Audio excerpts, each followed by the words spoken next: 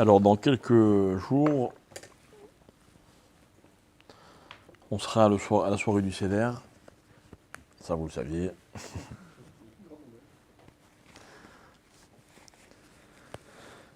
Et pendant cette soirée-là, on va essayer de recréer une ambiance en faisant allusion à un verset de la Torah qui nous parle du sacrifice de Pessah, du Korban Pessah. La Torah nous dit, donc je vous rappelle juste que avant la sortie d'Égypte, donc toujours dans ce fameux chapitre 12 de Shemot, dont on a déjà parlé la fois précédente, la Torah nous raconte que Hachem, avant d'annoncer la sortie d'Égypte, avant de donner, on va dire, le départ des Juifs, il va donner à Moshe, donc pour le peuple juif, 2 mitzvot. D'accord ? La mitzvah de Rosh Chodesh et la mitzvah du Korban Pessah. Et donc, on se rend compte que, comme si Hachem, avant que le grand moment arrive, il voulait que les Juifs se préparent, soient prêts à cet événement, et pour les aider à se préparer, il leur donne 2 mitzvot. On ne va pas parler des mitzvot elles-mêmes, mais on va juste souligner le fait que, on a l'impression que l'ambiance dans laquelle Hachem veut que l'on sorte d'Égypte, c'est l'ambiance de l'ordre de la mitzvah. Ok, j'explique ce que je veux dire. Imaginez quelqu'un va faire un grand voyage, le voyage de sa vie, d'accord, c'est le voyage le plus déterminant que le peuple juif ne fera jamais. Vous allez lui donner des recommandations. Ok, n'oublie pas ton sandwich, est-ce que tu as jeté la poubelle, j'en sais rien, moi. Vous allez lui donner des recommandations pour l'aider à franchir l'étape qui est tellement décisive. Quelles sont les recommandations que Hachem fait à Moshe ? Il y en a que 2 qui sont un même thème, c'est une mitzvah. Voilà, fais telle et telle mitzvah. La mitzvah, elle n'a rien à voir avec la circonstance. Enfin, le Korban Pessah, oui, c'est le Korban de Pessah, mais il n'est pas lié directement, en tout cas dans sa mise en œuvre, à la sortie d'Égypte. Il est en rien une préparation à sortir d'Égypte. Il est une mitzvah qui est donnée au moment de la sortie d'Égypte. Donc moi, ce que je voudrais qu'on retienne, c'est quoi ? C'est que pour bien sortir d'Égypte, il y a 2 mitzvot. On pourrait presque dire que ces mitzvot ou d'autres, ça aurait été pareil. Vous voyez, je ne me concentre pas sur les mitzvot elles-mêmes qui ont été données, mais sur le fait que des mitzvot ont été données. D'accord ? Et en fait, ce qui m'intéresse, et c'est ce qu'on va expliquer au fur et à mesure de notre cours, c'est que, véritablement, la fête de Pessah, c'est une fête qui est fatigante. Physiquement, elle est fatigante, c'est la vérité. Je ne sais pas ce que vous faites, vous, de vos journées en ce moment, mais il y en a qui frottent. Hein. D'accord ? On cherche le Hametz partout, à 4 pattes, sous les armoires, dans les poches des vêtements, dans les voitures, dans les... J'ai déjà raconté que j'ai même quelqu'un un jour qui m'a appelé 2 jours avant Pessah, un peu gêné. Il m'a dit, écoute, j'ai une question à te poser. Voilà. Je me demandais s'il allait me demander comme question. Il m'a dit, comment on fait la Bédikat Hametz dans un yacht ? Vous voyez, il y a des gens qui ont des vrais soucis, quoi. C'est comment on fait pour un yacht, quoi. Ok ? J'imagine qu'il y a même des gens qui font la Bédikat Hametz dans un jet, dans les jets. Ben oui, les pauvres, ils ont des jets privés, ils en sont propriétaires, il faut faire Bédikat Hametz. Partout. Hein ? Et ouais, les bibliothèques, les livres, les jouets des enfants, dans chaque recoin de la maison, on va rechercher le Hametz. D'accord ? Mais ça encore, c'est un détail, si je peux dire. Il n'y a pas que ça. Il y a aussi la matzah. La matzah, il faut la manger, il faut d'abord l'acheter, il faut surtout la fabriquer. Vous savez, la fabrication de la matzah, c'est... Aujourd'hui, on est gâté, tac, on va, hop, les boîtes elles sont toutes prêtes, emballées, etc. Mais c'est toute une histoire de préparer la matzah. Ok, il y a tout ce qui va se faire pendant le soir du Seder de Pessah, la Gada, les 4 coupes de vin, le Charoset, je sais pas, j'en passe, le Hallel. C'est-à-dire qu'il y a énormément de mitzvot qui sont liés à Pessah. Il y a une profusion de mitzvot à Pessah. Dans toutes les fêtes de l'année, il y a des mitzvot. On vient de passer Pourim, il y avait aussi la Megillah, les dons qu'on fait aux pauvres, les Mishloach Manot, etc., etc., ok. Mais Pessah, c'est vraiment le summum. Et en plus, qu'est-ce qu'on nous dit à Pessah? On nous dit que il est bien d'en faire le maximum, de rajouter tout ce qu'on peut. Vous voyez? C'est notre seule chance, c'est de nous dire, bon, ben écoutez, n'en faites quand même pas trop. Non, là, plus on en fait, et mieux c'est. Bon, ben, à Pessah, je vous l'annonce officiellement, vous avez le droit de frimer. Vous voyez? Vous avez le droit de dire, ah non, moi, chez nous, on fait pas ça, nous, on fait mieux. On a le droit. Il ne faut pas vous vexer si vous invitez quelqu'un à Pessah et qu'il vous dit, ah non, excusez-moi, je ne peux pas venir, je ne mange pas chez vous à Pessah. Ne le prenez pas mal. Prenez pas mal, c'est homologué. Le reste de l'année, c'est pas terrible de répondre ça. Trouvez une autre excuse. Ok, mais à Pessah, on a le droit de dire. Vous avez des gens qui ne prennent pas le riz, d'autres qui ne prennent pas la matzah trempée, d'autres qui ne prennent pas tout ce qui est légumineux, d'autres qui ne prennent pas... Il y a des gens qui ne prennent pas de sucre. Hein, tout le monde connaît cet usage de sucrer le café avec une date. Voilà. À leur place, je ne boirais pas de café, mais bon, ce sont des usages, et chaque usage est bon à prendre. Vous savez que mon père, il est tunisien. Et chez les Tunisiens, on prend le riz à Pessah. Mais quand il s'est marié avec ma mère, à l'époque, la pauvre était marocaine, et chez elle, il ne mangeait pas de riz. Alors, il a décidé de prendre, en plus de ses usages à lui, de rajouter les siens. Il s'est dit, plutôt que de la faire redescendre, entre guillemets, moi aussi, je vais en faire un peu plus. À Pessah, c'est une mitzvah d'en faire le maximum. D'accord? C'est une mitzvah. En général, la discussion dans les synagogues le matin de Pessah, c'est quoi? Hein? Non. Non. Voilà, bravo. À quelle heure ça finit? À 2h, à nous, à 2h30, machin. C'est genre nous mieux, quoi, vous voyez? Donc, il faut savoir qu'à Pessah, c'est le seul moment de l'année où plus on fait de khumrot, et mieux c'est. Et je précise, le seul moment de l'année. D'accord? Le seul moment de l'année. Si dans le reste de l'année, dans le cours de l'année, vous voulez faire des khumrot, vous avez le droit, c'est bien. Des fois même, c'est bien. Mais gardez-le pour vous, quoi. Vous voyez, il n'y a pas de quoi s'en vanter. Alors qu'à Pessah, oui, on peut s'en vanter. C'est bien d'en faire le maximum. Ok? Alors, non, c'est qu'il faudrait reculer le banc. Ah, on ne peut pas passer là-bas, pardon. Non, parce que moi, je suis toujours soucieux pour les retardataires, les pauvres. Et... Là, tu es en galère vraiment, là, tu vois.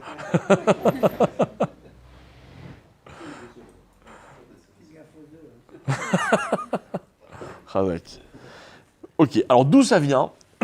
Ça vient de l'ambiance dans laquelle les Juifs sont sortis d'Égypte. Ça veut dire, avant même de sortir d'Égypte, qu'est-ce que Dieu nous donne comme bagage? Des mitzvot. Des mitzvot. Okay. D'ailleurs, c'est la première fois qu'on reçoit une mitzvah en tant que peuple, mais ça, on en a déjà parlé à plusieurs reprises. Alors, il est écrit à propos du Korban Pessah, donc voilà le verset que je voulais vous citer. Vekacha tochlu oto, voilà comment vous le mangerez. Motnechem chagurim, naalechem beraglechem, umakelchem beyetrem, vachaltem oto bechipazon. Donc voilà comment vous mangerez le Korban Pessah. Vous mettrez littéralement votre ceinture. Ok, c'était un espèce d'accessoire que les gens mettaient au moment de prendre la route. Ils accrochaient leurs différents effets ou accessoires. Vous mettrez vos chaussures, pareil, les gens ne mettaient pas tout le temps des chaussures, mais quand ils prenaient la route, ils mettaient les chaussures. Ok, makalchem be'adichem, vous prendrez votre bâton dans votre main. Là aussi, le bâton, c'était ce qui les aidait à marcher, etc. Ve'achaltem oto bechipazon, et vous le mangerez. C'est quoi bechipazon? Dans la précipitation. D'accord?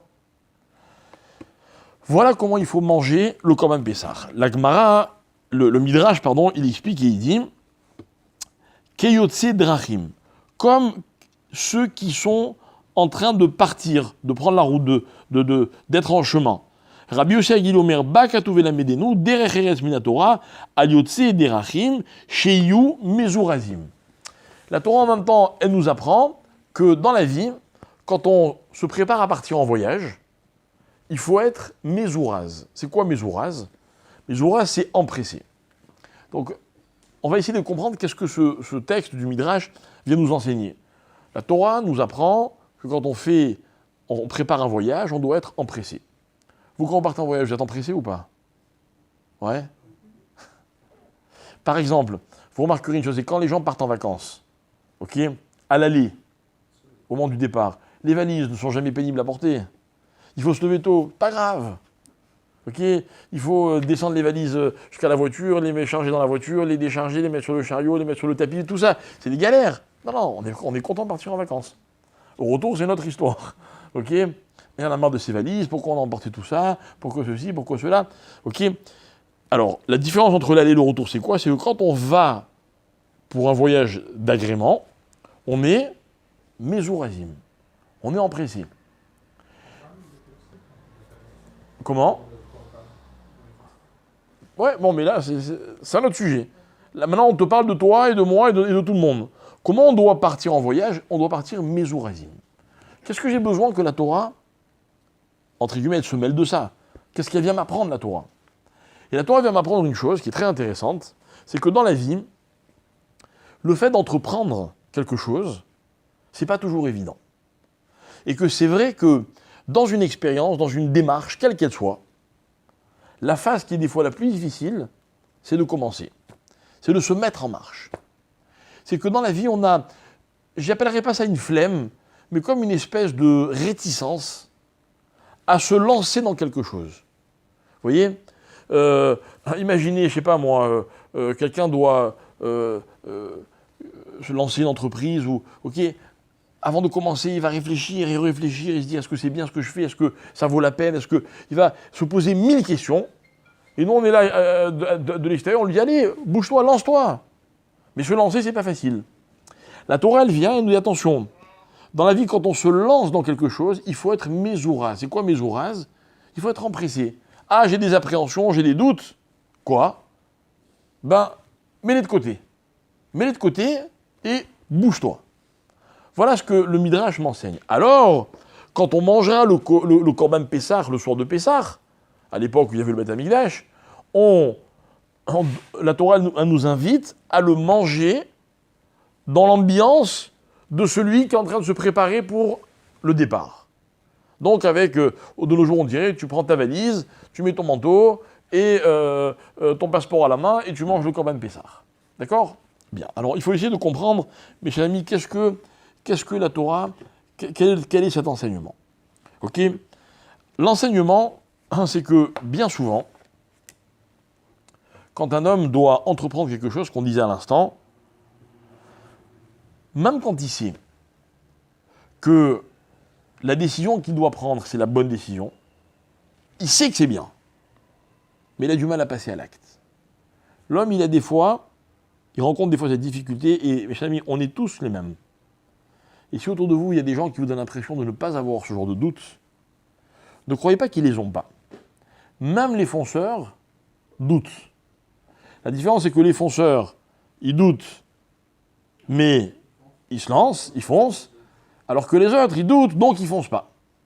Ok? Et moi, ce que je vais essayer, c'est de vous donner quelques petits exemples pour vous montrer que dans la vie, il faut être capable de surmonter cette chose-là. Que dans la vie, quand on doit prendre une décision importante, d'accord, je ne parle pas maintenant d'une petite chose, il faut savoir décider. Vous savez, des gens, les pauvres, par exemple, quand ils font les magasins, ok, ils peuvent passer des heures à se torturer l'esprit, j'achète pas, telle couleur, ils ont besoin de l'avis de 50 personnes, ok, n'est-ce pas? Je connais des gens, par exemple, ils s'adorent, mais ils n'arrivent pas à passer le cap. Vous voyez, ils sont là, ils se fréquentent, ils ont beaucoup d'affection l'un pour l'autre, etc. Et ça dure des mois, ça traîne, etc. Et puis il y en a toujours un qui dit, ben, j'attends que l'autre, il fasse le premier pas, ok, et l'autre, il fait souvent pas le premier pas. D'ailleurs, souvent, c'est les garçons. Hein, je fais ça avant de regarder personne, d'accord, mais tout le monde comprend de quoi je parle. Ok, maintenant, nous, ce qu'on va essayer de comprendre, c'est, d'abord, je voudrais qu'on explique bien cet état d'esprit. Cet état d'esprit, excusez-moi, hein, c'est que la décision, de façon générale, elle demande beaucoup de force. Et il y a un tas de paramètres qui peuvent causer qu'on ne trouve pas cette force, qu'on ne trouve pas cette énergie. Je vais vous donner un exemple pour commencer. Un exemple qui est rapporté dans la Guémara, dans un midrash, excusez-moi en fait. Dans un midrash, on nous raconte l'histoire d'un maître qui s'appelait Rabbi Yossi. Rabbi Yossi, il avait une yeshiva, et il s'est rendu compte que l'un des élèves de sa yeshiva ne comprenait pas bien ce qu'il lui expliquait. Vous voyez, il participait au cours, mais il ne comprenait pas le cours. Alors il est allé le voir à la fin d'un shiur, et il lui a dit « Pourquoi tu as des difficultés dans l'étude ?» L'élève lui répond, et il lui dit « Écoute, en fait, voilà, il faut que tu saches que j'habite très loin d'ici. Donc je suis étranger, et mon pays, ma ville, me manque. Donc je ne suis pas très bien, quoi, vous voyez. Psychologiquement, il n'est pas très bien. Ça peut se comprendre. Moi, je me rappelle quand je suis arrivé en Israël, c'était il y a bientôt 30 ans, ok, j'étais très jeune, j'étais à la yeshiva, et il m'est arrivé la même histoire. Le Rav, il m'appelle à un moment, il me dit « Je te sens pas... » Moi, je connaissais bien le Rav depuis longtemps. Il me dit « Christian, tu n'as pas l'air bien. » C'est vrai, j'arrivais pas trop à étudier, je n'étais pas dans mon assiette.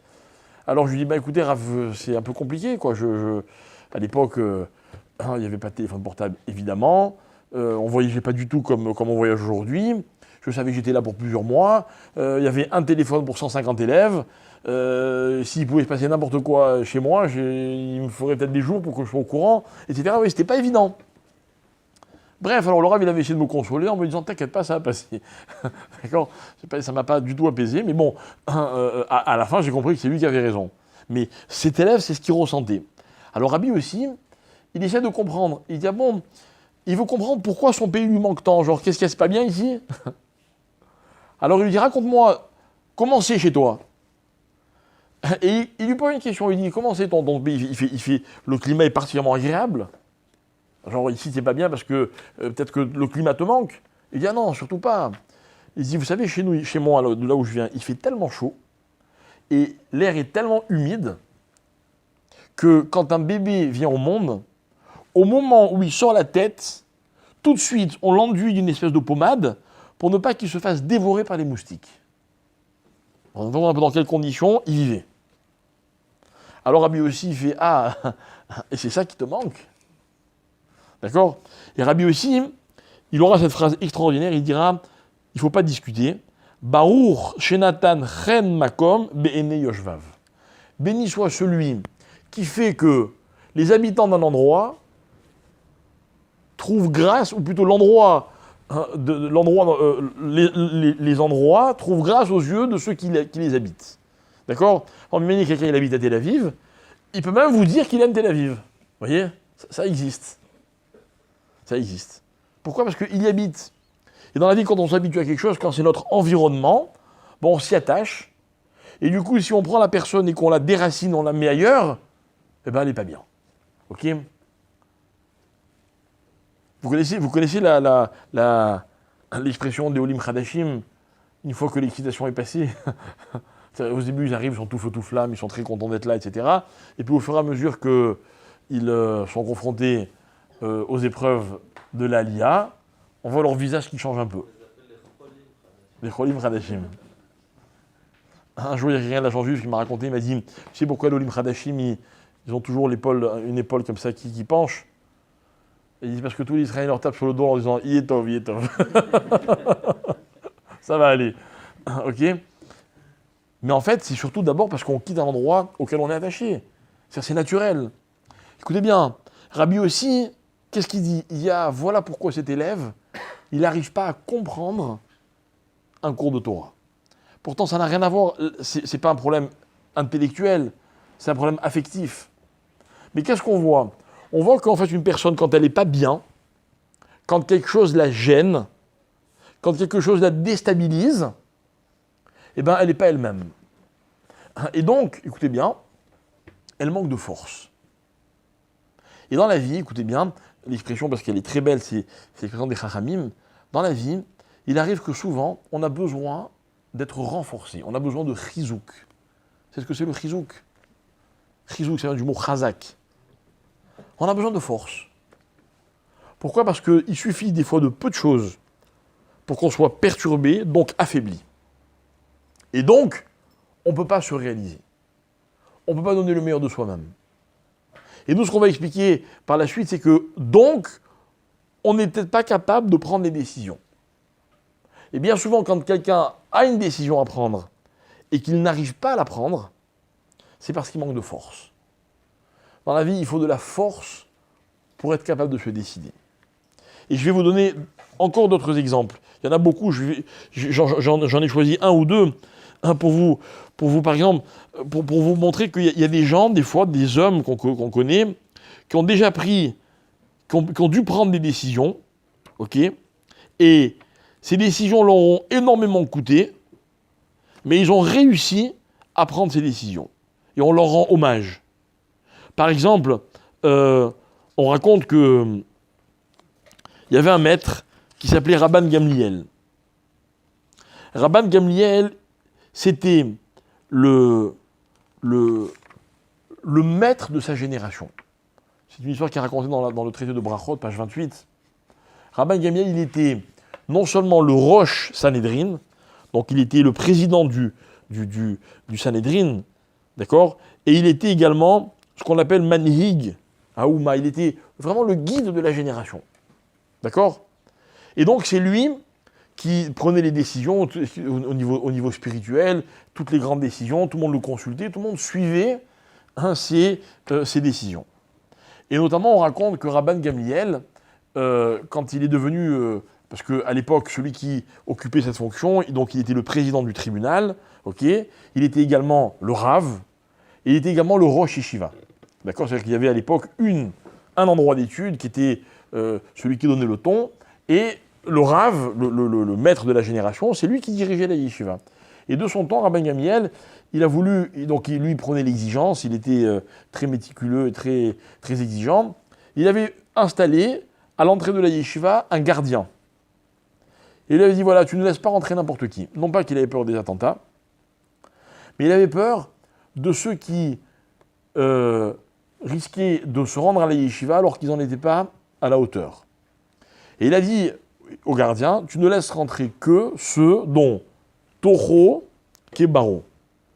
Littéralement, de ceux dont l'intérieur ressemble à l'extérieur. D'accord? Parce que se faire pousser une barbe et mettre une kippa, c'est facile. Mais est-ce que ça reflète vraiment ce qu'on est à l'intérieur? Alors après, la Gemara demande comment le chômeur il pouvait savoir. Bref, elle explique comment il avait un moyen de savoir. Ok? Et à cause de ça, très peu de gens avaient le droit de rentrer étudier à la yeshiva. Les autres, ils allaient étudier ailleurs. Et voilà que parmi les élèves de Rabban Gamliel, il y avait un maître qui s'appelait Rabbi Yoshua. Rabbi Yoshua était très aimé de Rabban Gamliel. Et il l'a d'ailleurs appelé un jour, il lui a dit « Tu es Rabbi Bechorma ». Littéralement, tu es mon maître dans la sagesse. C'est-à-dire que non pas qu'il lui avait appris des choses, parce que Rabban Gamliel en connaissait beaucoup plus, était plus âgé, etc. Mais il avait une telle sagesse, cet homme, ce Rabbi Yoshua, que même pour Rabban Gamliel, le maître de la génération, il était une source d'inspiration, un exemple. Et voilà qu'un jour, Rabbi Yoshua lui a un peu manqué de respect. C'est-à-dire qu'il a eu dans son comportement une attitude qui a fait laisser penser à Rabban Gamliel que il ne le considérait pas vraiment comme son maître. Vous voyez? Imaginez, moi je viens et je vous dis, vous savez, Rabbi Intel a dit que... Machin, vous dit, ah non, c'est pas mon Rav celui-là. Ah, mais c'est un des plus grands... Ah non, moi je vais demander à quelqu'un d'autre. D'accord? Ah, moi, vous pouvez me le dire. Mais imaginez que vous avez le grand maître de la génération, ou bien, je sais pas moi-même, le Rav de la ville. Vous dites, ah non, toi, t'es pas mon Rav. Ça se fait pas. Et Rabbi Yoshua, donc, qui était, malgré le fait que c'était l'ami de Rabban Gamliel, il avait un jour eu cette attitude. Non pas qu'il avait manqué de respect, attention, mais il avait laissé penser, il pouvait laisser penser par son comportement qu'il n'acceptait pas, on va dire, la suprématie de Rabban Gamliel.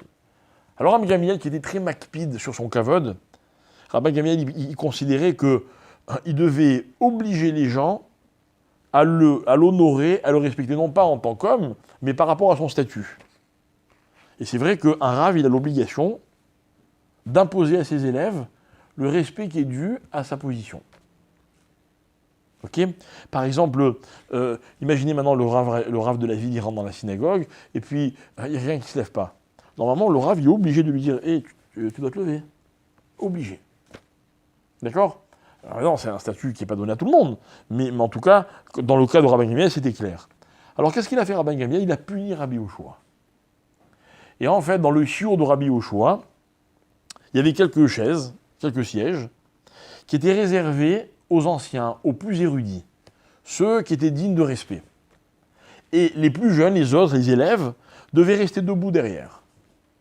Pas parce qu'on manquait de chaises, mais parce que c'était comme ça qu'il fallait que les plus jeunes respectent les plus âgés, ou les plus ignorants respectent les plus érudits. Et Rabban Gamliel, qu'est-ce qu'il a fait? Il a demandé à Rabbi Yoshua, il a dit « Toi, tu restes debout. » Tout le monde était choqué, Rabbi Yoshua était toujours assis. Mais il a voulu lui faire comprendre qu'il devait respecter et honorer la position qui était la sienne.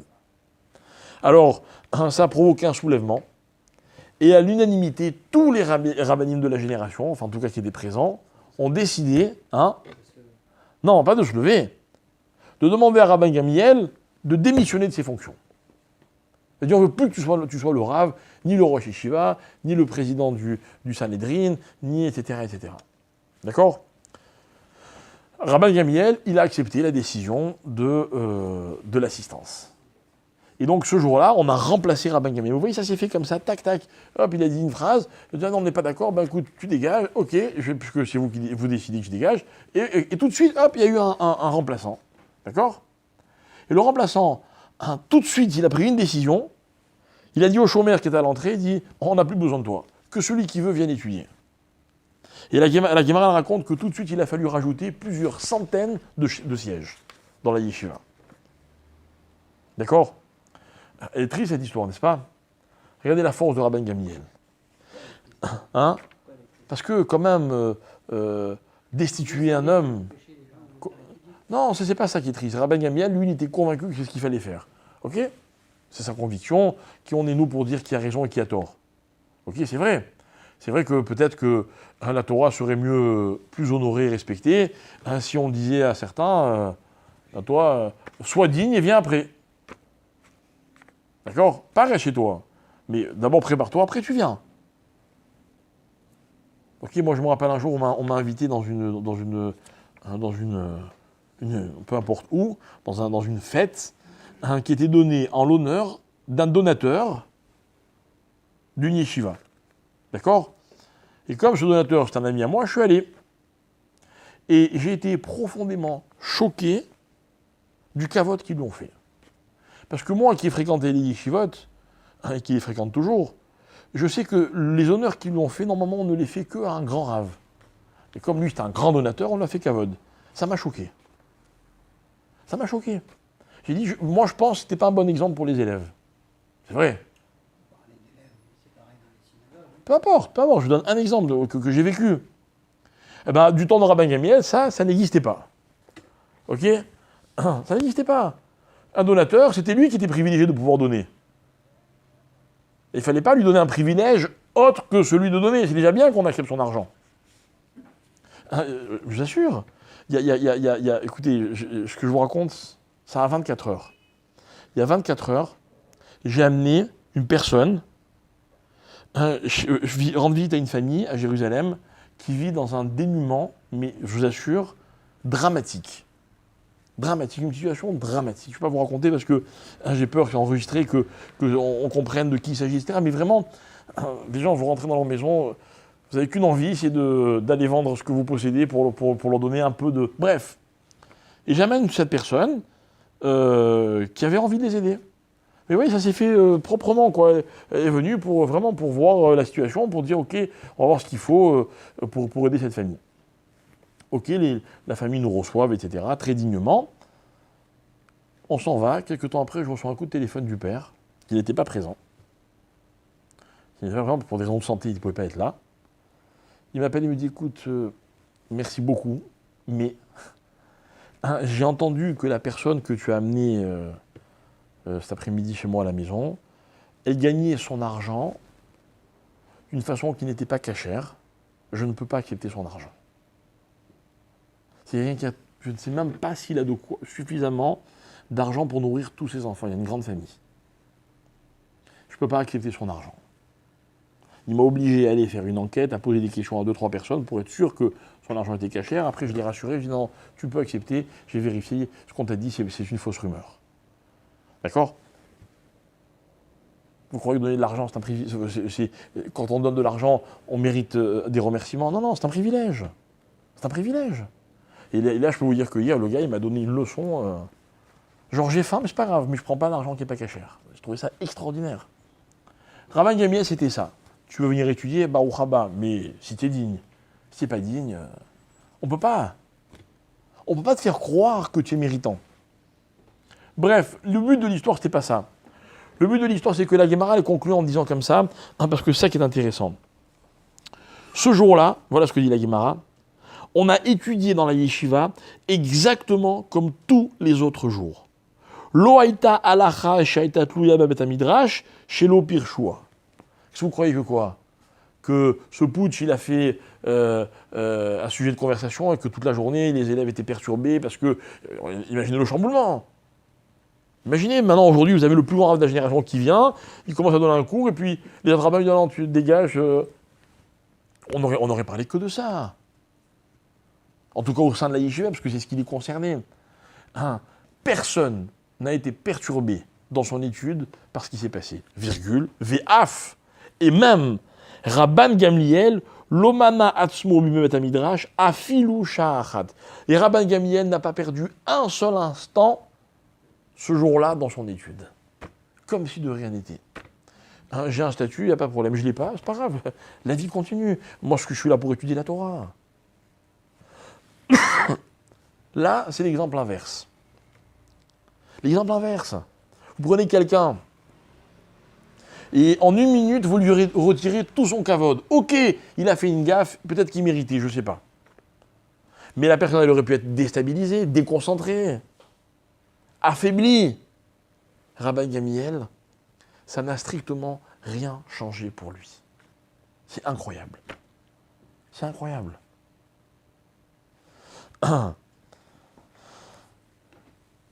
Ça, c'est un exemple de force.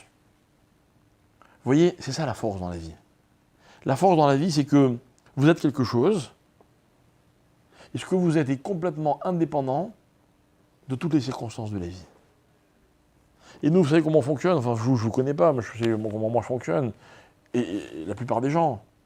Et on a le moindre souci, on n'est pas bien. On n'est pas bien, on est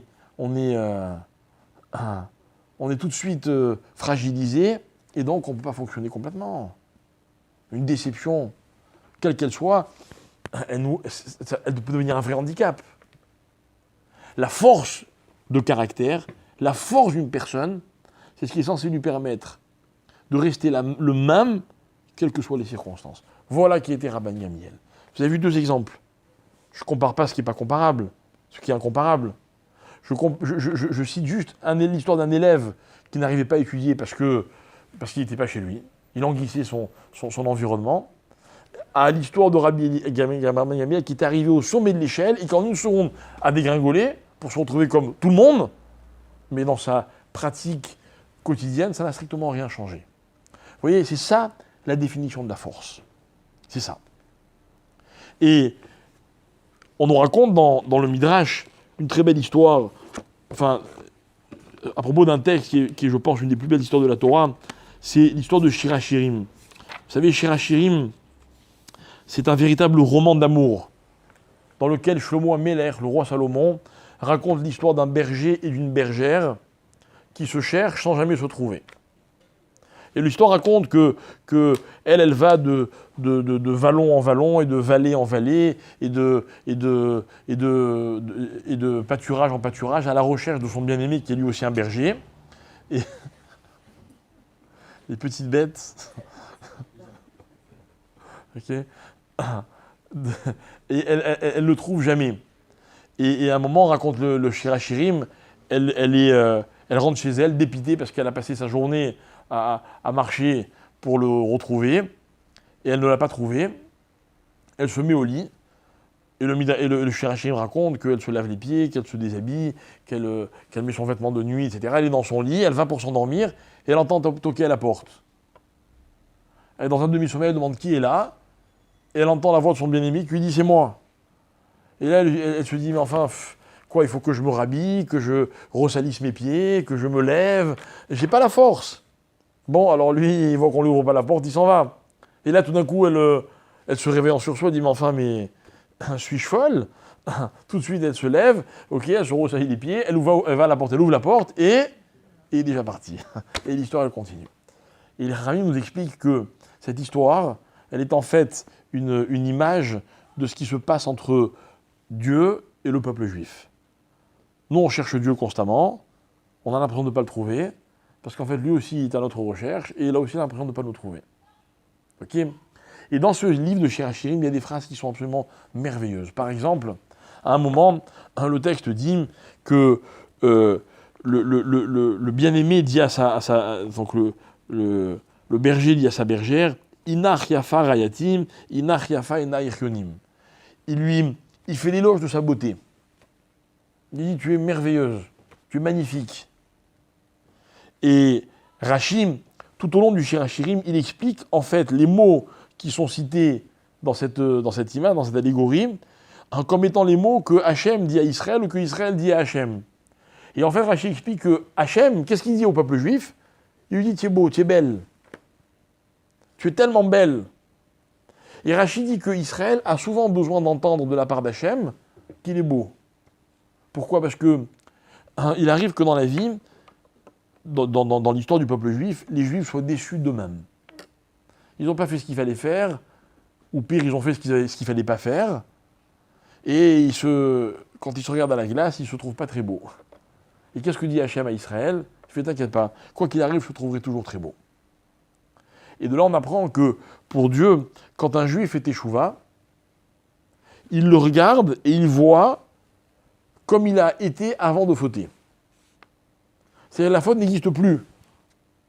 Imaginez une femme que son mari trouve très belle, et puis un jour, après de nombreuses années, elle a l'impression que le temps a ravagé sa beauté. Et il lui dit, mais pas du tout. Pour moi, tu as la même beauté qu'au premier jour. Alors que Israël a fauté. Ça veut dire quoi ? C'est-à-dire qu'en fait, que fait Hachem ?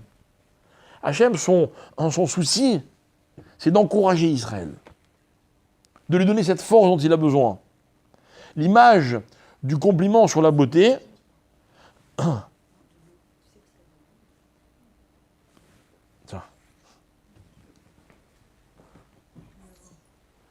l'image du compliment de la beauté, c'est ça, c'est d'encourager la personne. D'accord ? Donc évidemment, on ne parle pas seulement de beauté esthétique, mais on parle de ce qu'on perçoit chacun de l'autre et de ce que Hachem perçoit lorsqu'il voit Israël. Alors, pourquoi je vous dis tout ça ? Je vous dis tout ça parce qu'en fait, il est vrai que la fête de Pessah, elle n'est pas forcément facile à accomplir. Ok ? Alors moi, je veux mettre mal à l'aise personne, mais je sais qu'aujourd'hui, le réflexe de chacun, c'est de trouver le moyen de se fatiguer le moins possible. C'est vrai, quoi. Vous savez qu'au niveau de la halakha, très peu de choses suffisent à Pessah. Il y a même un cours d'un rav que je respecte énormément, qui explique comment on peut nettoyer sa maison, enfin enlever le chametz, en 1 heure, ou en 2 heures, je ne sais plus. Je n'ai pas voulu écouter le cours. C'est possible. C'est possible. Moi, personnellement, vous, je ne sais pas, mais ce n'est pas ce que j'ai vu, moi, chez ma mère et chez ma grand-mère. Moi, j'ai vu l'inverse. Moi, je me rappelle encore, comme c'était hier, du temps où on lavait le plafond à Pessah. Allez savoir pourquoi. Ça, s'il y a bien un endroit, un seul où il n'y a pas de chametz, c'est le plafond. C'est vrai. Parce qu'ils faisaient le ménage de printemps. Ça n'a aucun rapport avec le ménage de Pessah. Non, mais Ils faisaient le ménage de printemps à Pessah. Voilà, mais elles n'étaient pas idiotes, nos grands-mères. Elles savaient très bien que le printemps, on pouvait le faire après Pessah. Non. C'était la Hada. C'était comme ça, Pessah, quoi. Mais non, mais d'accord. Ok. Ok, peut-être. Mais moi, ce que je voudrais que vous compreniez, c'est la chose suivante. C'est que si nous, aujourd'hui, on fait encore un peu de ménage, c'est parce qu'on a vu nos grands-mères faire le plafond. Si elles ne faisaient pas le plafond, à l'époque. Aujourd'hui, nous, peut-être on mangerait du Hametz. Il faut savoir ça. Non, mais si nous on fait l'essentiel, nos enfants ils feront l'essentiel parce qu'on leur dirait que c'est l'essentiel. Eh bien, tu sais quoi? J'ai presque envie. Si je savais pas, si j'étais pas convaincu que tu serais perdant, je t'aurais presque proposé de faire un pari. Mais je suis pas inconscient. On va pas faire de pari. Je vais juste te mettre en garde. Si toi tu fais l'essentiel, je suis pas sûr que tes enfants ils le feront. La preuve, c'est que déjà nous on fait moins que nos grands-mères. Parce qu'ils faisaient pas l'essentiel. Mais ça c'est, tu n'en sais rien. Même vous avez dit, ils faisaient le plafond, ce qui sert absolument à rien pour Pessah. Justement, dans ce sert à rien de Pessar, il y a une connotation extrêmement moderne de Pessar. Mais pour eux, Pessar, c'était de tout enlever. Pas que le minimum syndical, obligatoire. De tout enlever, c'est-à-dire que, je vais te dire comment ça se passe. Moi, si je fais le ménage chez moi en 1 heure, ou en 2 heures, ou en 4 heures, je saurai pertinemment qu'il y a du Hametz que je n'ai pas enlevé. C'est pas grave. Pourquoi c'est pas grave? Je vais le vendre, je vais le détruire avec des détergents, je vais faire le bitoul au moment, le soir de la Bikar Samet, je vais dire tout le vin, etc., est considéré comme poussière de la terre. Je ne suis pas en transgression. Mais je n'ai pas enlevé le Hametz. Alors qu'est-ce qui est principal, essentiel? Quoi? Évidemment que l'essentiel, c'est de ne pas transgresser, je suis d'accord. Voilà, mais la halakha, elle est vraie, elle existe. Pour moi, elle est réservée à des cas dans lesquels on ne peut pas faire le ménage. Ça existe. Ça existe. Je connais une dame qui a accouché. Si Dieu veut, la brise milah de son bébé, c'est vendredi. Elle ne peut pas faire le ménage. Ça, c'est certain. D'accord? Il y a des fois des circonstances qui sont bien plus dramatiques que ça là. Quand on ne peut pas, je ne dis pas. Mais de ne pas le faire en disant je fais le minimum, c'est pas grave. C'est juste dommage. C'est juste dommage. Mais je vais expliquer pourquoi c'est dommage. Parce qu'il faut rester avec moi jusqu'à la fin. Je vais aller jusqu'au bout de mon raisonnement. Ok? Vous avez des gens qui font encore mieux, pour ne pas dire encore pire. Ils ferment la maison à Pessah, ils la vendent, et puis voilà. Ceux-là, ils économisent même le msoki, vous voyez, je veux dire, c'est même pas la peine d'aller faire des courses, quoi. C'est pas grave. C'est dommage. C'est dommage pourquoi? Toda Rabba. C'est dommage pourquoi? Dan, il a une bonne question. Vous savez quoi? Plutôt que de montrer à mes enfants le ménage, j'ai une meilleure idée. Je vais étudier avec eux. On va pas faire le ménage parce qu'on va partir à l'hôtel pour Pessah, mais on va étudier avec eux, on va bien leur expliquer à quel point le Hametz c'est grave. Pas mal, non? Peut-être que finalement, l'enseignement intellectuel, il est encore mieux que l'exemple. Peut-être, je sais pas. Enfin, moi, je l'affirme pas, mais peut-être. Mais j'explique que là n'est pas le problème. Le problème, c'est pas seulement, même s'il existe ce problème, c'est pas seulement le fait que nos enfants, en ne nous voyant pas faire, risquent de ne pas le faire un jour. Vous voulez que je donne un exemple? Je vous donne un exemple. Est-ce qu'il y a ici quelqu'un qui a déjà un jour cachérisé en salant de la viande? Oui? Il y a longtemps. Vous l'avez fait vous-même? Vous aussi? Oui? Une dizaine d'années? D'accord. Je vous fais un pari que dans 20 ans, les gens ils vous diront ah, il faut saler la viande? C'est vrai? Moi, personnellement, la dernière fois que j'ai vu ça, c'était environ il y a une quarantaine d'années, peut-être 35 ans. Mais depuis, je crois pas, je ne m'aurais pas avoir vu ça. Hein? J'ai pas compris. On était petites à la maison. Ouais. Alors, puisque... Ah, voilà. En France aussi. En France aussi, mais en Israël, je ne sais pas comment ça se passe en France, mais en Israël, je vais vous apprendre quelque chose que vous ne savez peut-être pas. Quand vous achetez votre viande en supermarché, même quand elle est congelée, vous remarquerez que sur l'étiquette, il y a marqué des fois Mourchar, et des fois il y a marqué le Mourchar, même si c'est très rare, mais ça existe, avec un super tampon, hein, une super Ashgara. C'est pas le problème. Ouais, salé ou pas salé? Maintenant, hein? Ouais. Plus le salage, plus la cachette, vider la bête de son sang. Alors, puisque Bathsheba, elle a vu ça quand elle était petite. Imagine que chez toi à la maison, tu as un morceau de viande qui est le Mourchar. Comment on fait pour cachériser la viande? Comment on fait? C'est tout? Sur un truc à écouter. Mais, ouais, mais vous êtes mignons. Vous savez pas le faire. Vous savez pas le faire. Vous, oui. Vous l'avez fait. Oui, Mais vos enfants, vos petits-enfants, mais j'ai peur qu'un jour, ils ne sachent même pas de quoi vous parlez. Mais est-ce que vous avez déjà égorgé une bête? Vous n'avez jamais égorgé une bête? Bah, celui qui égorge la bête, il fait le sang et puis... Tu veux que je te dise quelque chose? Ouais. Tu veux que je te dise quelque chose? Ça va pas te plaire. J'ai jamais égorgé de bête, mais théoriquement, je sais comment il faut faire. Pourquoi? Parce que j'ai étudié. Ouais, Donc déjà... nos enfants aussi vont étudier comment on fait la viande. Comment Ah on ouais? cachérise. Et toi, tu as étudié comment on cachérise? Bah, pas encore. Alors voilà, donc t'as un problème. T'as un problème.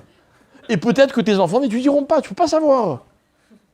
Parce que tu sais, il y a tellement de choses à étudier dans la Torah que peut-être que ce passage, ils vont le sauter, ils vont faire autre chose. Ce qui est important, c'est de savoir comment le faire, ou de penser que de toute façon, quand j'achète de la viande, c'est déjà fait.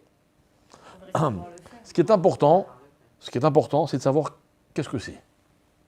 Maintenant, après, non mais attendez. Alors vous avez les gens très superficiels qui vous disent savoir ce que c'est, et ben c'est vous mettez du sel, vous la laissez goûter, ouais, c'est ça cachériser. Ok? Il y en a qui, pour savoir ce que c'est, ils vont vouloir aller jusqu'au bout. Après, chacun a sa curiosité intellectuelle. D'accord? Peu importe. Mais je vous repose ma question. Quand vous achetez de la viande en supermarché, ça vous arrive. Vous regardez sur l'étiquette si elle est cachérisée ou pas? Non, vous ne posez même pas la question. Si, on a demandé, j'ai demandé à chaque fois. Eh ben bravo, madame. D'ailleurs, Mais vous avez... regardé comme une bête. Voilà. J'allais vous dire, vous remarquez que vous êtes une exception ici? J'ai vraiment envie de dire, vous êtes exceptionnel, quoi, carrément. Mais oui. Oui, Mais parce que ce que vous voulez. Je suis sûr que les gens qui vont passer Pessah à l'hôtel ou qui font le nettoyage en 1 heure, ils passent un Pessah cachère. J'ai aucun doute. Avouez quand même qu'il y a une dimension qui est en danger. C'est tout. C'est pas grave. Mais encore une fois, ça, c'est pour le côté dommage. Ça veut dire que, ok, il peut y avoir des conséquences à terme, machin, au plus, ça se discute. Dan, il me dit, non, moi, j'apprendrai à mes enfants, même s'ils ne me voient pas faire. Peut-être, ok, peut-être. D'accord? Maintenant, ça, c'est une dimension. Il y en a une autre qui est encore beaucoup plus dommage. Beaucoup plus dommage. Ok? Et je vais expliquer ce que c'est. De façon générale, je vais vous faire un aveu, que d'ailleurs, je n'ai jamais caché. Les mitzvot sont contraignantes. C'est vrai, elles sont contraignantes. Elles sont fatigantes. Bon, voilà, pas plus tard que hier ou avant-hier, vous avez vu, j'ai une journée chargée hier, il y avait un monsieur qui vient prier avec moi à la synagogue tous les matins, et je lui ai rappelé une halakha. Ce monsieur-là, son kiff, le matin, il se lève, tous les matins, il est à la prière. Déjà, c'est pas mal. Il est à la prière à l'heure, tous les jours, d'accord? Ce monsieur, son kiff, c'est de se préparer, de préparer son café et de faire toute la ptira, vous savez, tous les corbanotes, tous les passages qu'on lit avant le début de la prière, et de faire Baruch She'amar, tous les psaumes, jusqu'à Ishtabar, pour ceux qui connaissent, et après il va à la synagogue. Il arrive, il nous prend en marche, il attend de mettre ses téphilines, et il en même temps que nous à Ishtabar. Tous les matins, il en même temps que le Chazan au moment du Kaddish et de Barichou. C'est bon? Je dis, écoutez, voilà, il faut juste que je vous dise une chose. Normalement, on n'a pas le droit de s'interrompre entre Ishtabar et le Kaddish, on n'a pas le droit. Depuis Baruch She'amar jusqu'à la fin de la Midar, même pour mettre les téphilines. Maintenant, quelqu'un qui n'avait pas ses téphilines, on lui a amené après. Ou quelqu'un qui a... D'accord. Non. Dans un cas exceptionnel, on peut le faire. Je lui dis, mais vous, c'est dommage parce que vous faites ça tous les jours. C'est-à-dire que vous vous mettez tous les jours dans la situation où vous allez vous interrompre dans votre prière au moment où vous n'êtes pas censé vous interrompre. Ah, je savais pas, c'est compliqué. Oui, c'est vrai, je reconnais. Il faut qu'il change ses habitudes, il faut... C'est une galère, quoi. Ben, je vais vous dire quelque chose, les mitzvot, c'est tout le temps comme ça. Non, mais c'est vrai. C'est le but de l'étude. J'ai appris, j'ai appris à peine 8 jours qu'en fait, le jour La veille de Pessah. de Pessah, on ne jeûne plus, on fait une macérette. Ouais, un sioum, ouais. Mais ce matin-là, exceptionnellement, on ne pouvait pas prendre de petit café pour venir à la synagogue. Il fallait venir à jeun. Ben oui, comme tous les jeunes. Vous ne le saviez pas. Galère. Voilà, galère. Non, mais je donne des exemples simples. Regardez, vous allez voir quelqu'un à la synagogue. C'est l'étude qui fait... Vous allez voir, mais d'accord, mais non, oubliez. C'est malheureusement l'ignorance qui nous fait faire des erreurs. Mais quand on vous apprend et qu'il faut changer vos habitudes, c'est une galère. Mais vous allez voir que plus vous étudiez, et plus vous allez rencontrer des galères. C'est évident. C'est évident. Imaginez, je sais pas, moi, je vais voir une dame qui a eu ses nérotes de Shabbat depuis 40 ans, et je dis, ah, tu sais, comme tu fais, c'est pas très bien. Enfin, mais en même temps, je veux la sauver, je veux qu'elle fasse bien, si déjà. N'est-ce pas? N'est-ce pas? Vous savez, une des choses les plus difficiles quand on est rabbin, c'est de se retenir, de dire aux gens quand ils font pas bien. Parce que vous avez toujours une solution ou quelqu'un, un avis qui vous dit que... Mais en même temps, des fois, on se dit, mais c'est dommage. Le pauvre, il veut faire bien, et en le laissant dans l'erreur, on ne lui permet pas de faire mieux. C'est dommage. Donc les mitzvot, c'est une galère, je reconnais. C'est une galère. D'ailleurs, dans les mitzvot, vous avez deux catégories de gens. Vous avez les gens qui sont prêts à galérer, mais qui veulent bien faire. Et vous avez les gens qui ne sont pas prêts à galérer. Vous savez, les mitzvot, moi, je vais vous dire à quoi ça ressemble pour moi. Ça ressemble à notre apparence extérieure. D'accord? Je vous explique ce que je veux dire. La plupart des gens, quand ils sortent de chez eux le matin, enfin, la plupart des gens qui sont ici, nous, on a une certaine culture, etc. Avant de sortir de chez nous, on passe devant le miroir, on se coiffe. Le matin, il n'est pas question qu'on sorte si on n'a pas fait une vraie toilette, etc.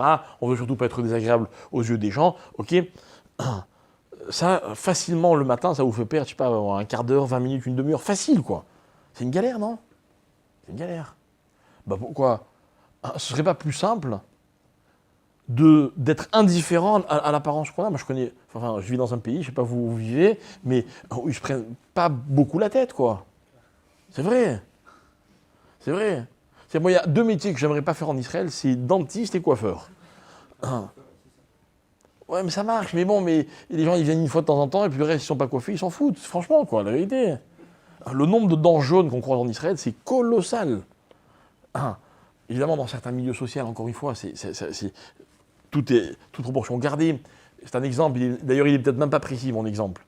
D'accord? C'est juste pour illustrer ce que je veux dire. C'est que si vous voulez faire attention à votre apparence, vous allez être prêt à galérer pour ça. Galérer. N'est-ce pas? Quand vous allez vous acheter des vêtements, vous allez mettre beaucoup de minutie. Au lieu de faire ça tic-tac en 2 secondes, mais vous allez me dire, non, mais c'est pas une galère, c'est un kiff. Ah, c'est un kiff. Eh bien, les mitzvot, c'est la même chose. Vous avez des gens, quand ils font, ils aiment faire parfaitement. Parfaitement. Vous avez des gens, les pauvres, ils ont des voitures. Ok, dès qu'il y a la moindre rayure, ils vont chez le garagiste. C'est pas une galère, ça? Et attention, répare-moi ça. Ah, et tu m'as pas bien remis le pare-choc, et c'est tordu. Et on voit la différence entre les machins. Il y a des gens comme ça, méticuleux. C'est leur plaisir. Vous avez des gens dans leur maison, c'est un musée. Il faut que rien ne traîne, que tout soit en place. S'il y a la moindre trace, ou la moindre saleté, ou le moindre truc, tout de suite, machin. Ils sont prêts à galérer pour ça. Dans la vie, quand on veut obtenir quelque chose, il y a toujours un prix à payer. D'accord? Les mitzvot, c'est la même chose. C'est la même chose.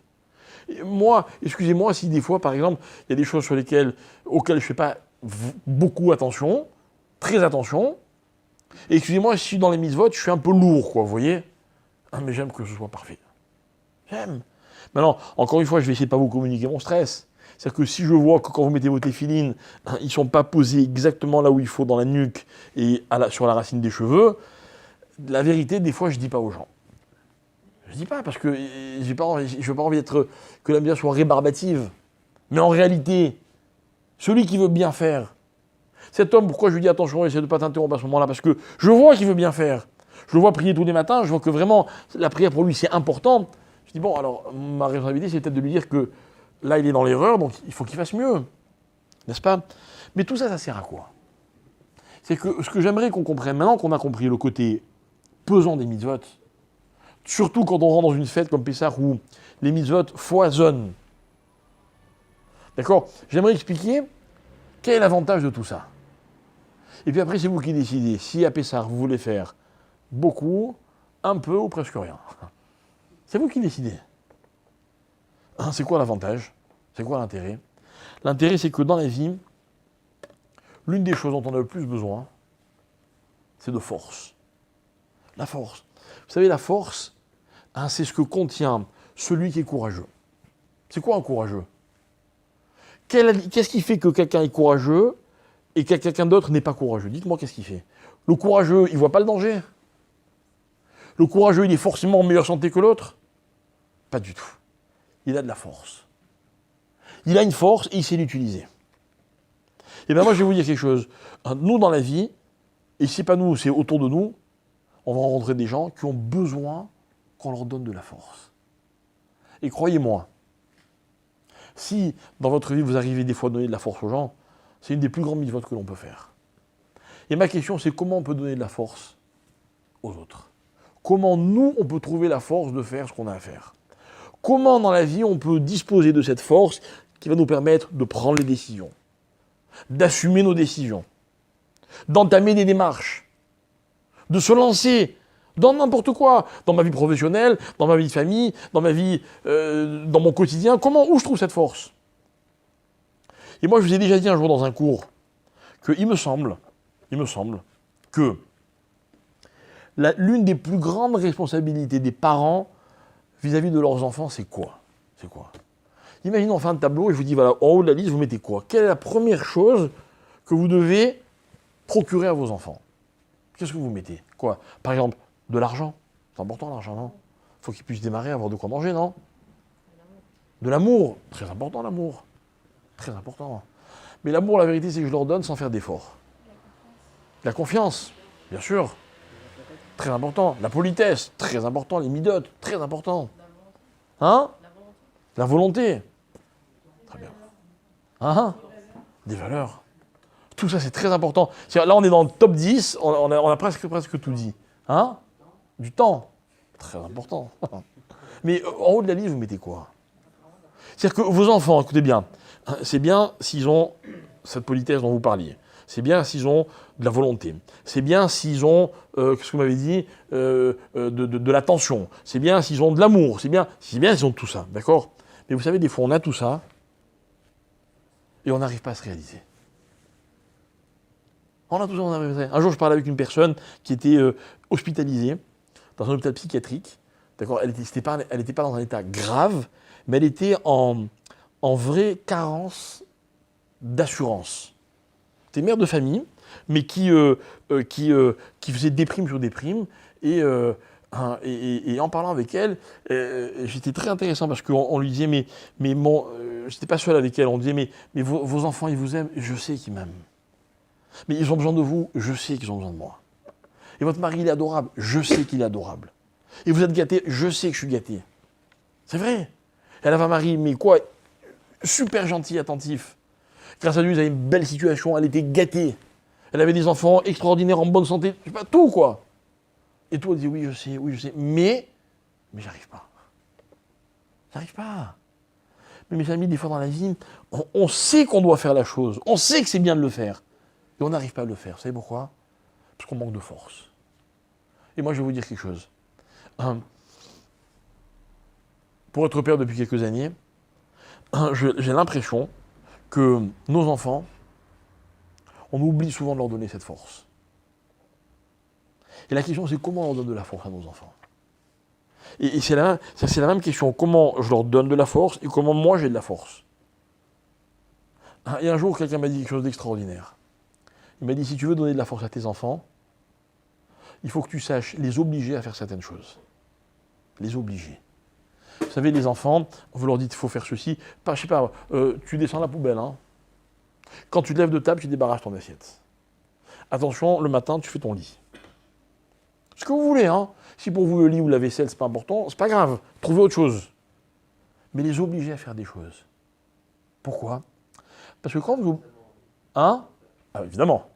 Ne les oblige pas à manger des bonbons, parce que là, t'as rien gagné. Mais quand tu les obliges à faire des choses, les enfants, être obligés, c'est quoi? C'est ne pas avoir le loisir de se poser des questions qu'il ne faut pas se poser. Vous voyez, pour moi, Kippour, je ne me demande jamais si je vais manger ou pas manger. Je n'ai pas ce loisir, quoi, vous voyez. Je ne mange pas, je jeûne. Je suis obligé. Obligé. Et alors, je me rends compte tous les ans à la fin de Kippour que quoi? Que finalement, j'en étais capable. Pas facile, capable. Et je me rends compte qu'en fait, regardez, imaginez que demain je vous dise, vous voulez pas demain faire un jeûne? Et je vous dis, je vous donne 2-3 bonnes raisons de faire un jeûne. Vous allez me dire, non, demain j'ai une journée compliquée, je suis fatigué, machin, etc. Ça tombe mal en ce moment, je manque un peu de fer, je sais pas. Vous allez trouver certainement des bonnes raisons, ok? Mais si ça avait été Kippour, vous auriez trouvé la force. Vous savez pourquoi? Parce que la force, vous l'avez. C'est juste que vous ne savez pas. Enfin, quand je dis vous, je me parle à moi, on ne sait pas. Mais quand dans la vie on est obligé, regardez, moi je donne toujours comme exemple, pour moi c'est un des plus beaux exemples, c'est la jeune maman, d'accord, dont le bébé pleure. toutes les nuits, plusieurs fois par nuit. Elle est épuisée.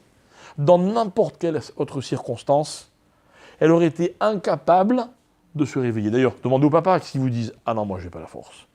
C'est la femme qui se lève, je ne peux pas. » Ils ont raison, ils ne peuvent pas. Vous savez pourquoi ils ne peuvent pas? Pas parce qu'ils n'ont pas la force, parce qu'ils ne savent pas qu'ils l'ont. Ils ne savent pas qu'ils l'ont. Moi, je connais un rave dont je vous parle souvent, il s'appelle le Rav Gros, qui habite à Bnei Brak. Il dort, je crois, 2 heures par nuit. Et un jour, je lui dis « Mais comment vous faites ?» Il m'a dit « Mais tu sais, tout le monde peut le faire. » Tout le monde peut le faire. Il dit, moi aussi, il y a de nombreuses années, si on m'avait dit qu'un jour j'arriverais à le faire, j'aurais dit, c'est pas possible. Mais j'y suis arrivé. C'est magnifique. Dans la vie, on est capable de tout. Et la vertu, la valeur de l'obligation, c'est celle-là. C'est qu'elle me permet de réaliser que je suis capable de faire les choses. Et l'une des raisons pour lesquelles, dans la vie, c'est bien de se marier jeune, c'est parce que le mariage, c'est aussi beaucoup de contraintes. Des contraintes qu'on ne sait pas, qu'on est capable de gérer. Mais quand on est marié, on n'a pas le choix. Je ne vous dis pas quand on est père, c'est encore, ou mère, c'est encore plus. Mais on se rend compte qu'on en est capable. Mais on est capable de plein de choses. Vous savez, malheureusement, les gens sont souvent persuadés qu'ils sont capables de faire ce qu'ils ne sont pas censés faire. Tout le monde est convaincu qu'il est capable d'être ministre, même Premier ministre. D'ailleurs, ils vont donner des conseils aux ministres, aux premiers ministres, à longueur de journée. Bon, ils ne vont pas les entendre. Je ne dis pas les écouter, même pas les entendre. Mais les gens sont convaincus qu'ils en sont capables. Ouais. Mais le jour où on leur demande à eux de faire quelque chose, là, ils se disent « Ah non, je ne suis pas capable, je ne sais pas si j'ai la force, je ne sais pas si je pourrais. » Vous savez, une des choses pour lesquelles je ne remercierai jamais assez mon père, c'est que quand j'étais tout petit, il m'a obligé à parler en public. Vous croyez que c'est inné, c'est facile comme ça? Non, pas du tout. Ça a été un travail. Ok, je reconnais qu'aujourd'hui, au prochain, j'ai certaines facilités. Mais à la base, c'était un travail. Je me rappelle de mon premier discours, devant beaucoup de monde. Hein. J'avais 11 ans. 600 personnes. Jamais j'oublierai. Et je parlais en 6e. Il y avait 5 discours avant moi. Et je les voyais parler, je me dis, mais jamais je pourrais. Jamais je pourrais, sincèrement. D'abord, j'avais tout oublié. Tout ce qu'on a prévu avec mon père, j'avais tout oublié. D'accord? Et puis, je me rappelle, je me dis, j'avais 11 ans, ça fait longtemps. Je me revois me dire, attends, il faut que je trouve un truc parce que de toute façon, j'ai pas le choix. Il faut que je trouve un moyen, quoi. Comment trouver la force? Et j'ai trouvé. Hachem, il m'a aidé. Mais c'est parce que j'étais obligé. À ce moment-là, si on m'avait dit, tu veux parler? J'aurais dit, non, même pas, je préfère me sauver. Et dans la vie, quand on se retrouve obligé de faire des choses, eh ben, l'obligation, la mitzvah, elle est valorisante. Parce qu'elle me permet de me découvrir. Tout d'un coup, je me rends compte que j'ai la force. Et moi, c'est ça que j'apprends notamment de Pessah. Pessah, c'est quoi? Pessah, c'est la guerre entre le Hamet et la Matzah. Le Hamet, c'est quoi? C'est quand on laisse les choses aller, toutes seules. Le pain, il monte tout seul. Juste vous le laissez un petit moment. Vous n'avez rien besoin de faire. Qu'est-ce que c'est que la matzah? La matzah, c'est le contraire. C'est, attention, il ne faut surtout pas laisser à la pâte le temps de monter. J'ai pas le choix, je suis obligé. Vous savez ce que c'est la fabrication des matzot? C'est une aventure extraordinaire. Je vous raconte en 2 mots comment ça se passe. Vous prenez de la farine et de l'eau. D'accord? C'est tout, c'est les seuls ingrédients. Maintenant, la farine, elle vient d'un blé qu'on a surveillé, je parle des matzot top niveau, qu'on a surveillé depuis le jour où il a été cueilli, récolté, donc détaché de la terre, jusqu'à ce qu'il arrive dans le pétrin. On a surveillé que jamais il a été en contact avec la moindre goutte d'humidité. D'accord? Donc déjà, ça, c'est un boulot. Ensuite, vous allez mélanger l'eau et l'eau aussi d'ailleurs. L'eau, il faut qu'elle ait été épuisée, enfin en tout cas, stockée au moins pendant une nuit. D'accord? Vous les mélangez et à partir de ce moment-là, vous avez 18 minutes TTC pour que la pâte soit cuite. Alors je vous explique comment ça se passe. Hop, vous pétrissez la pâte, ça dure, on va dire, je sais pas, 5-6 minutes. D'accord? Ensuite, vous prenez la pâte, vous allez l'écraser Donc vous avez soit des rouleaux compresseurs, soit tout simplement des rouleaux. On va couper des petits bouts de pâte, on va les étaler. Il faut qu'elle soit très très très fine, la matzah. Pourquoi? Parce que si elle est trop épaisse, quand vous la rentrez au four, elle ne va pas cuire suffisamment vite. Résultat, il va rester dans la matzah un peu de farine. Et cette farine, elle va devenir hametz. Parce qu'en plus, la chaleur, soit elle cuit tout de suite, soit elle accélère le processus de fermentation. D'accord? Donc il faut qu'elle soit très très fine, la matzah. Maintenant, le rouleau avec lequel vous l'avez étalé, le couteau avec lequel vous avez coupé pour qu'elle ait plus ou moins une forme, on va faire des trous dans la matzah. Vous savez, elles sont toujours trouées, les matzot. Pourquoi? Parce que pour qu'elles cuisent mieux. Donc on va prendre des rouleaux qui font des trous, là, enfin, je sais pas, il y a toutes sortes d'ustensiles. Ok, tout ça, au bout de 18 minutes, il faut complètement relaver. D'accord? Donc quand vous êtes dans une fabrique de matzah où il y a un gros débit, beaucoup de main-d'œuvre, ben, en 18 minutes, vous faites plein de pâtes, plein de kilos de farine, d'accord? Et au bout de 18 minutes, toute la chaîne de fabrication s'arrête.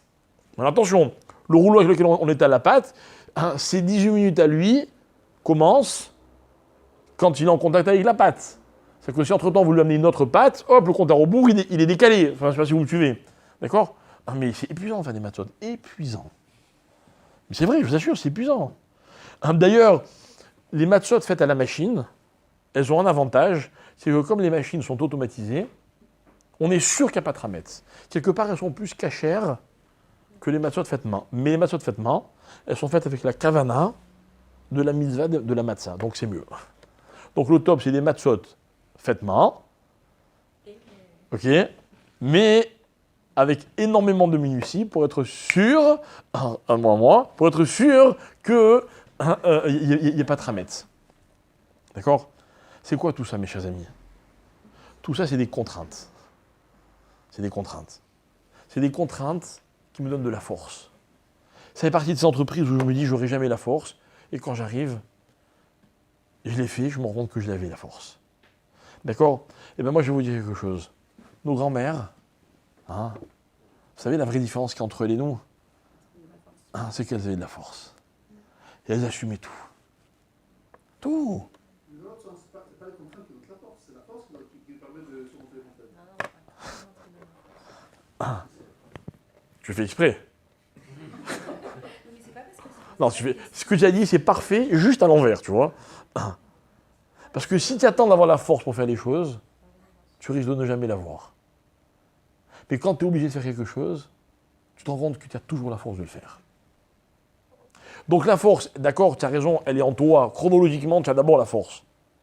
Mais concrètement, cette force-là, tu ne la découvres que dans l'obligation, que dans la contrainte. Et vous comprenez, mes amis, que la Torah, ce qu'elle a de beau, c'est quoi? C'est qu'on ne parle pas de contrainte dans le sens de sévérité. Au contraire, la contrainte, elle devient un plaisir. Exactement comme celui qui nettoie sa maison parce qu'il aime qu'elle soit propre. Exactement comme quelqu'un qui se donne un mal fou pour paraître bien. Vous savez, les gens, les pauvres, ils passent sur des tas d'opérations pour être beaux. C'est vrai. Pour être belle. C'est pas une contrainte, ça. Mais c'est pas grave. C'est pas grave, ça vaut la peine. Ils sont contents de l'avoir fait. D'accord? Et bien moi, je vais vous dire quelque chose.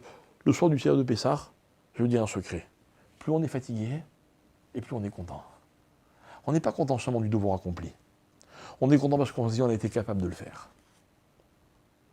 D'accord? Et écoutez bien, c'est cette dimension qu'il faut savoir ne pas rater dans la vie. Parce que la fête de Pessah, elle me donne de la force, pas pour le moment de Pessah, pour tout le reste de l'année. Je me rends compte que j'en suis capable.